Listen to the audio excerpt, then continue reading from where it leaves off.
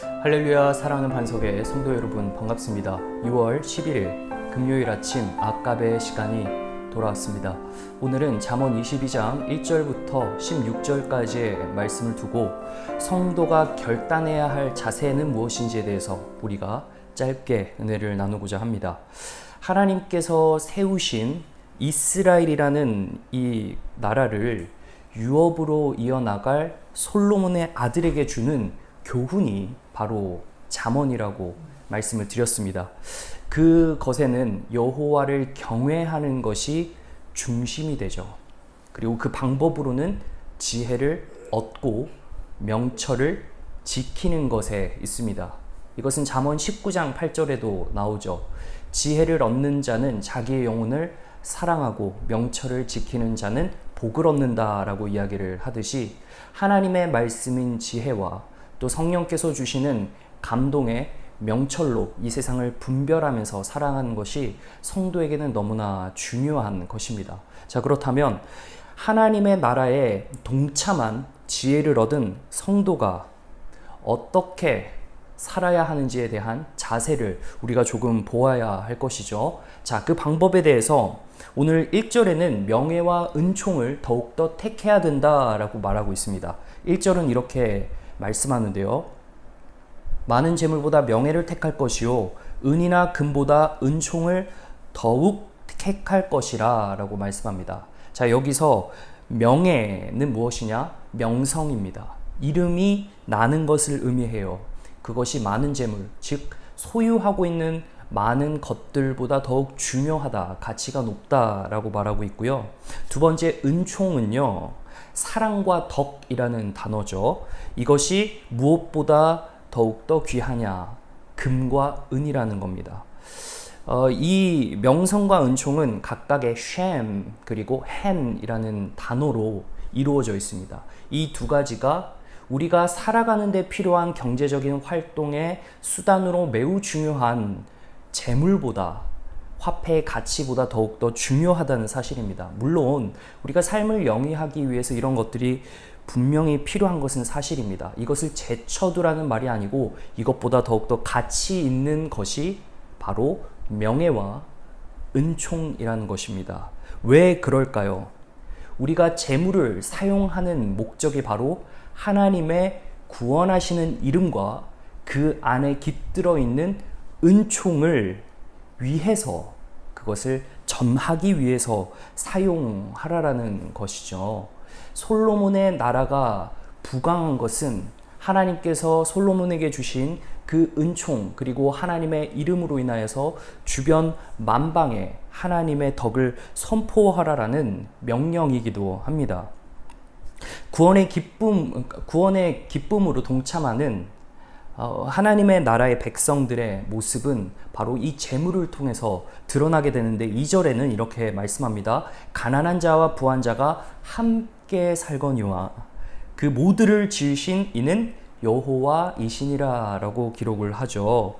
하나님께서 사람을 창조하신 목적은 공동체, 하나됨, 화합을 이루기 위해서 창조하신 겁니다. 자, 그래서 하나님께서 최초의 이 사람인 아담에게 하나님 나라에 동참하도록 맡기신 일이 있습니다. 그것이 바로 하와와 함께 꾸려 나아가야 할 경작이라는 것이죠. 일을 해야 되는 겁니다. 자, 처음에는 아담과 하와가 맡겨진 일에 순종하는 겸손이 있었습니다. 더 나아가서 하나님께서 금하신 명령에 경외하는 마음이 있었어요. 자, 4절을 한번 볼까요? 4절은 이렇게 이야기를 합니다. 겸손과 여호와를 경외함의 보상은 재물과 영광과 생명이니라. 경작의 일을 통해 재물을 얻었어요, 아담이요. 그리고 생명을 얻었습니다. 그는 하나님의 형상으로 하나님의 영광 그 자체였어요. 솔로몬도 마찬가지죠. 그가 하나님의 말씀을 따라 경외하는 모습으로 여호와께 구할 때만 해도 그의 부와 영광을 하나님께서 보증하셨어요. 자, 그런데 한순간의 잘못된 선택, 아담의 범죄로 그가 누리고 있었던 것을 뺏겨요.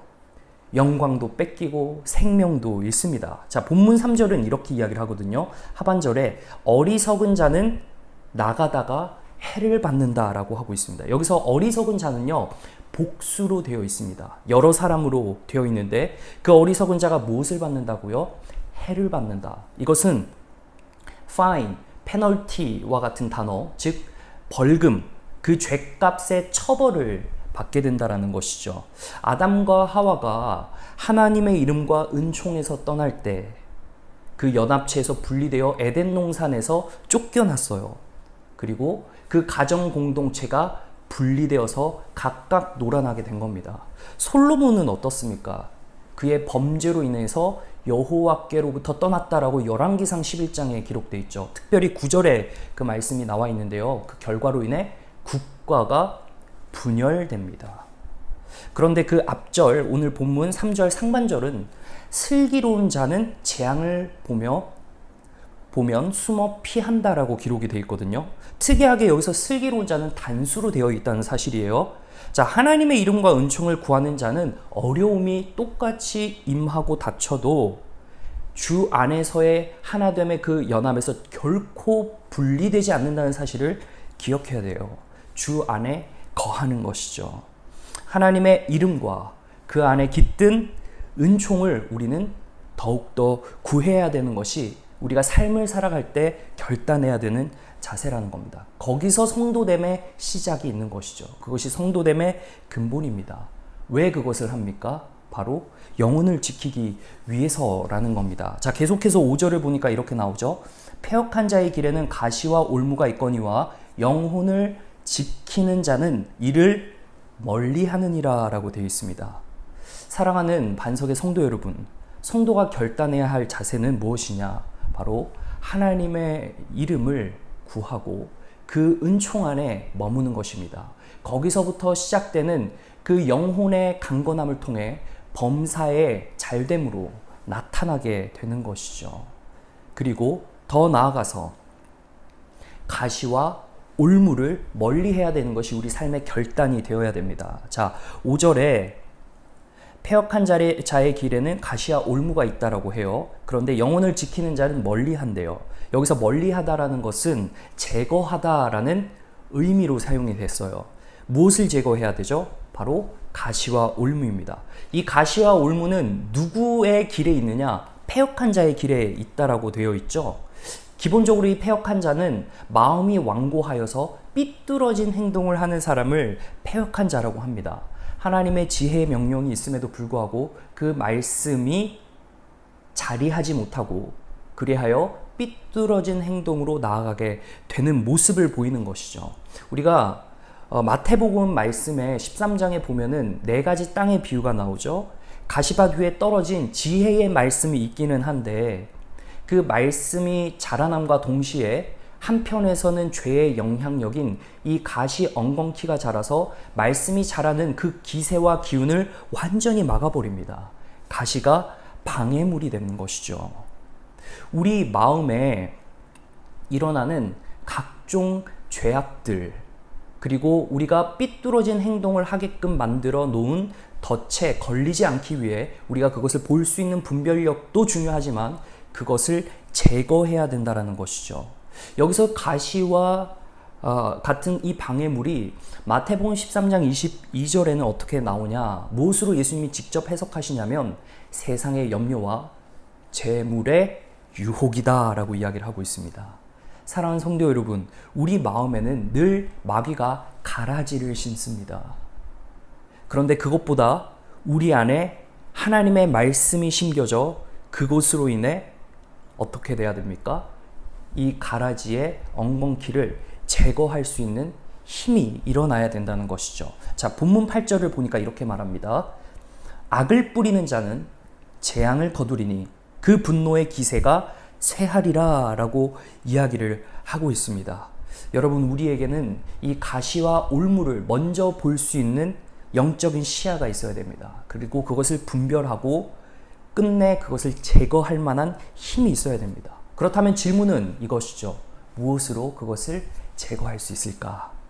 우리가 소극적인 자세로 그냥 그것에서부터 피하는 것이 아니라 하나님의 자녀된 그 하나님의 이름이 있는 명예로 예수 그리스도의 은혜를 전달하는 사랑의 적극적인 실천의 모습으로 나아가야 하지 않을까요? 오늘 본문 9절은 이렇게 이야기를 합니다. 선한 눈을 가진 자는 복을 받으리니 이는 양식을 가난한 자에게 주민이라 라고 이야기를 하고 있습니다. 마땅히 해야 될 일입니다. 우리가 이것을 솔로몬이 그의 아들에게 교훈했듯이 하나님의 자녀된 우리가 다음 세대에게 마땅히 가르쳐야 될 부분이라고 봅니다. 자, 6절에 이렇게 말씀해요. 마땅히 행할 길을 아이에게 가르치라. 그리하면 늙어도 그것을 떠나지 아니하리라. 이것을 굳이 행하지 않는다 손쳐도 바로 패역한 자로 몰리지는 않겠지만 패역한 자의 모습으로 변질되도록 그 길목에서 마귀가 늘 우리에게 가라지를 심고 우리의 심령에 가시덤불로 엉키게 하는, 그래서 우리를 미혹하게 한다는 것입니다. 우리가 이것을 유의해야 되는데 오늘 본문 14절에 이렇게 이야기를 하죠.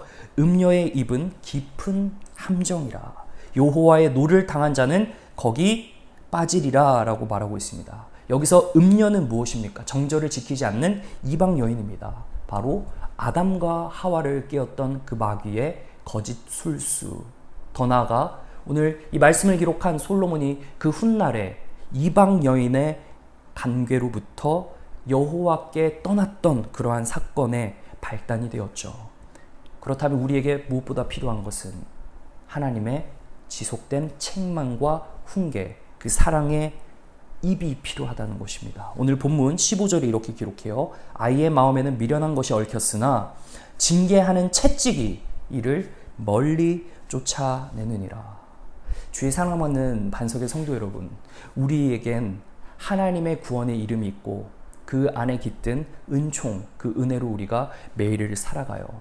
그럴 때면 우리의 마음에 늘상 하나님의 사랑과 은혜에서 멀어지게끔 만드는 사탄의 소리가 항상 있습니다. 우리 마음의 가라지와 엉겅퀴의 기운이 세상의 염려와 재물의 욕심으로 우리를 하나님에게로부터 멀리 떨어지게 만들 그때에 우리는 우리 마음의 죄악을 제거하기 위하여서 거룩한 실천의 방향, 바로 적극적인 사랑의 모습으로 나아가야 될 줄로 믿습니다.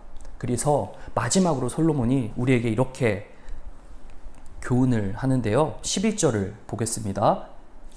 마음의 정결을 사모하는 자의 입술에는 덕이 있으므로 임금이 그의 친구가 된다. 그래서 우리는 마음의 정결함을 사모해야 된다는 겁니다. 다른 말로 거룩함을 사모해야 된다라는 것이죠. 자, 여기서 사모하다라는 것은 사랑하다라는 것이죠. 무엇을 사랑합니까? 마음의 정결함. 무엇입니까? 바로 거룩함인 것이죠. 마태복음 5장에서도 마음이 청결한 자가 누구를 봅니까? 하나님을 볼 것이요 라고 기록하지 않습니까? 오늘 본문 하반절에서도 11절 임금이 그의 친구가 된다. 하나님께서 그 성도의 친구가 되어 주신다는 것이죠. 여러분, 우리에게는 중요한 것이 바로 거룩함을 사모해야 된다는 것. 그 모습이 어떻게 드러납니까? 마음의 정결을 사모하는 자의 입술에는 덕이 있는 모습으로 드러나게 된다는 겁니다. 하나님의 이름과 그 안에 깃든 은혜를 선포하는 입에서 그치지 않고 교회 공동체 안에서 서로를 세우는 입술의 덕이라는 겁니다. 자, 그런데 애석하게도 세우기는커녕 남을 믿음에서 멀어지게 만들고 시험에 들게 하는 가시와 올무를 치는 말을 하는 사람들이 없지는 않아요. 그 자를 오늘 본문 10절에서는 거만한 자다라고 이야기를 해요. 거만한 자를 쫓아내라고 합니다. 사랑하는 성도 여러분, 이 거만한 자는요, 야비하고 비열한 자라고 합니다. 그 사람을 보면은 마음이 불편하고요, 화날 만큼 약삭빠른 사람이 있어요. 근데 여기 말씀에는 쫓아내라고 합니다. 소위 유대 사회에서는 회의를 진행할 때 방해하는 자로 여겨졌기 때문에 그 사람을 회의에서 완전히 빼버립니다. 여러분, 우리에게 필요한 것은 바로 입술의 덕이에요. 화합을 이루는 것이 바로 이 교회 안에 필요한 것입니다. 마음과 마음이 와닿아야 하죠. 그것이 하나님의 나라, 이 공동체를 회복으로 이끄는 힘이라는 사실입니다. 말씀을 정리하겠습니다. 우리 안에 거룩함을 사모하는 이 마음이 생기기를 바랍니다. 이 실천의 방식으로는 입술의 덕으로 남을 세우는 모습으로 나타나죠. 우리 안엔 어떠한 마음이 자리하고 있습니까? 하나님의 말씀을 들음으로, 말씀의 힘으로 나아가는지, 아니면 세상의 소리를 들어 가시와 엉겅퀴와 그 가라지로 우리의 마음이 그렇게 나아가는지 우리가 늘상 살피고 분별해야 될 줄로 믿습니다. 무엇보다 하나님의 이름과 그 은총을 우리가 늘 구하면서 살아가는 저와 여러분이 되시기를 주 예수 그리스도 이름으로 간절히 소망합니다. 기도하겠습니다. 하나님 감사합니다. 우리가 주님의 이름으로 모이고 주님의 은혜 안에 있음을 고백합니다. 우리 안에 설령 마음에 죄악된 것이 있다면 모두 뿌리 뽑아주시고 그 죄악을 도말하여 주시옵시고, 무엇보다 우리가 거룩을 사모하여 이 공동체를 주님께서 원하시는 방향과 화합으로, 덕목으로 세울 수 있는 우리 모두가 되게 도와주옵소서. 감사를 드리오며 예수 그리스도 이름으로 기도합니다. 아멘. 네, 오늘 하루도 지혜와 명철로 사시는 저와 여러분 되기를 소망합니다. 다음에 뵙겠습니다.